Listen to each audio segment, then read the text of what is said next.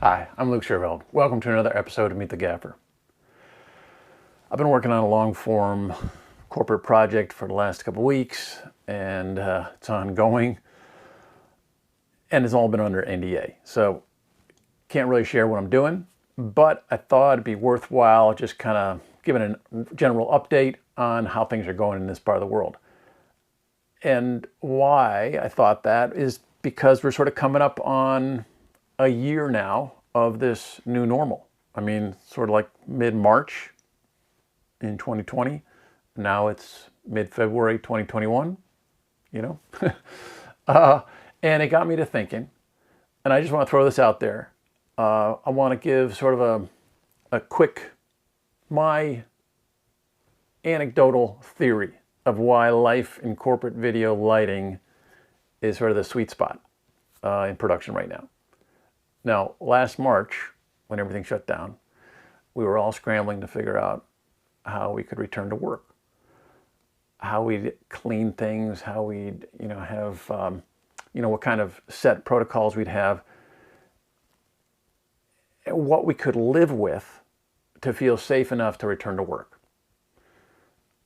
And there were some false starts, as far as I was concerned.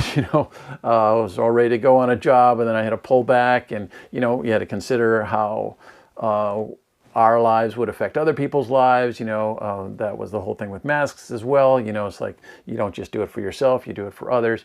Anyway, small production companies came up with procedures and eventually started doing production on a small scale when we were able to get back. While larger productions, like features and commercials, and certainly, event work, that just wasn't really happening. So in the beginning, there was no real testing. It just wasn't available here. Meanwhile, different guilds, unions, studios came up with white papers for how to get back to work safely. And in my mind, it was groups like SAG, the Screen Actors Guild, the IA80, those folks who refused to sort of take a slipshod approach to returning that helped the film industry get recognized for being COVID safe in a very no-nonsense way. Now, I may have this all wrong, but my sense of it is that was what allowed all film production, at least in California, to receive this sort of special dispensation, if you will, to operate even while other businesses were asked to close or curtail their normal operations. I went back to work in June of 2020. March that up to the present. Now I'm working on a job where we get tested, PCR tested every other day. There are multiple COVID officers on set keeping us distanced. We take regular outside water breaks. We have crew meetings before and after each day. Food is individually packaged, and we eat outside a good distance from each other. People are coming around, offering hand sanitizer. We were fitted for masks. It's just, it all works. Even though we bunch a little bit, we get pushed away, right away. It's like there's just a whole mechanism for doing it safely. And that's a lot of added effort and expense, but it's where we are, and it's allowed us to work steadily whether the COVID numbers were spiking or not. Maybe I'm wrong, but I like to think it's because certain groups with enough clout were adamant enough at the beginning to say no to work until safety was made a top priority. Of course, we all have stories of shoots that could be safer. It's not always easy to gauge the safety of a production before you work with new people. But you ask for their protocols, exchange what, your needs are, and I'll bet you all have a certain spidey sense about it now. Sometimes you may even have to decline work when you get the vibe from the production that they see you more as cannon fodder than a crucial member of their team. Regardless, I'm thankful to be working in corporate video in the Bay Area. I know I could have it a lot worse. Yeah, all told, is pretty good. So just want to put that out there. If you've got other takes, I'd love to hear it. Just a couple other small things. A little more than a week ago, the F10 Fresnel for the Aperture 600D arrived, and I have to say, it's as nice as I hoped. We had a situation where we had built a backlight on a menace arm for one scene, but then we moved on to another scene in the same space, but the shot was substantially wider. The menace arm was no longer long enough, and we didn't have enough pipe to lengthen it. The pipe was all being used to, block out the skylight and sun. And so what we were able to do was just put the Fresnel on a 600D and smack it into the wall that was above frame, and it created just a really nice soft backlight bounce and didn't add too much to the ambience. It was a great fix and quick. And then in another scene, we needed some more ambience because the sun was going down and was moving, and so we pounded this against a surface that we knew was neutral enough that it wouldn't change the overall color temperature, and just added to the ambience. Obviously, you could do that with any light, but nice small form factor with a lot of pop, and really appreciate this unit and this quick and easy change of the spot flood. Boom. There's a good amount of variance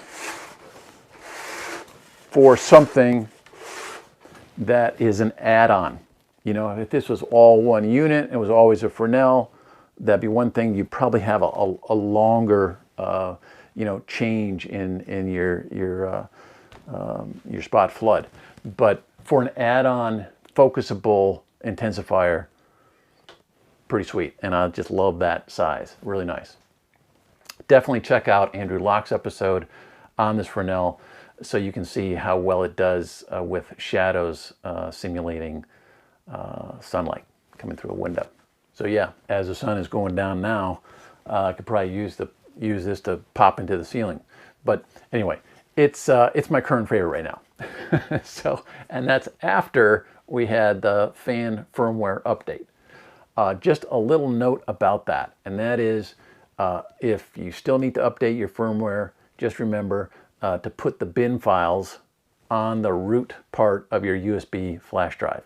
If you have those bin files still in the folder, then the unit's not going to see it.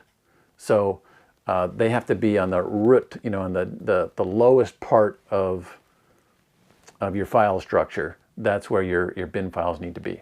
So, and then remember to have the head hooked up to the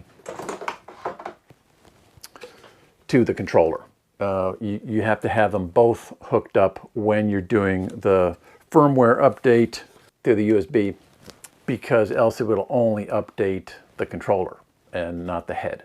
But you're going to have two different, I think it's 1.4 and 1.5, different firmwares for the two. So yeah, enough of us have made that mistake. You might as well learn from it. Now, I'm also using my 800 Jolico all the time. It's nice to have a couple 600Ds, but without an optimized spot mount, the Joker continues to be my go-to when I need that kind of output. And so I'm already set up with a boatload of barrels. It just makes sense.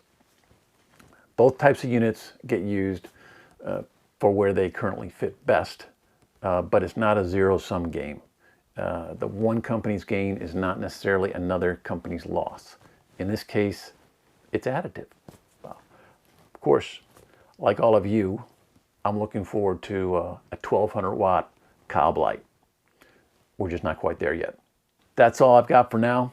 Thanks for watching. I'll see you again next time.